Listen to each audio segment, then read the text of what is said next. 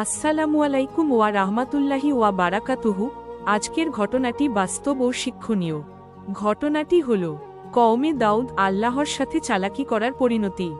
আপনি কি জানেন কওমে দাউদের একদল মানুষ আল্লাহর হুকুম নিয়ে চালাকি করতে গিয়ে কি ভয়ঙ্কর শাস্তি পেয়েছিল?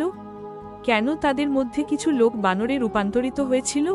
আজ জানব সেই কাহিনী, যেখানে শিক্ষা আছে, সতর্কবার্তা আছে, আর আছে আল্লাহর ন্যায় বিচার।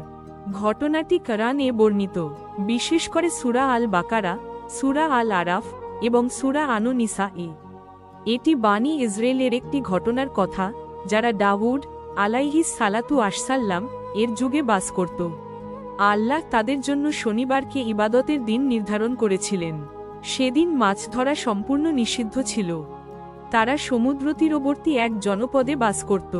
আশ্চর্যের বিষয়, শনিবারেই প্রচুর মাছ ভেসে উঠত, আর অন্য দিনে মাছ কম থাকত। এটি ছিল তাদের জন্য একটি পরীক্ষা। কিন্তু কিছু লোক কৌশল বের করল। শনিবার তারা জাল পেতে রাখত, মাছ আটকা পড়ত, আর রবিবার এসে সেই মাছ তুলে নিত। তারা ভাবল, আমরা তো শনিবার মাছ ধরিনি, কেবল রবিবার তুলেছি।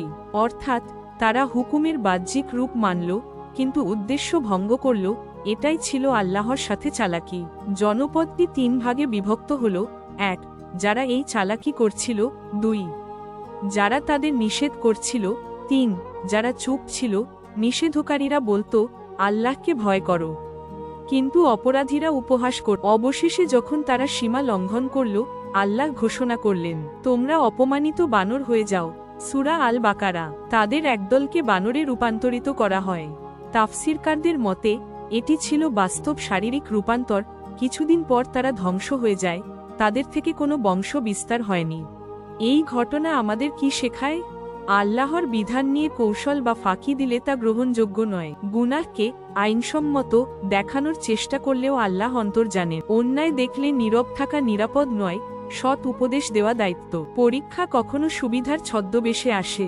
কওমে দাউদের এই ঘটনা শুধু অতীতের গল্প নয়, এটি আমাদের জন্য সতর্কবার্তা। আল্লাহর হুকুমের সাথে চালাকি নয়, বরং পূর্ণ আনুগত্যই সফলতার পথ। আল্লাহ আমাদেরকে হুকুম মানার তৌফিক দিন, আর কৌশল করে গুনাহকে বৈধ করার মানসিকতা থেকে রক্ষা করুন। আমিন।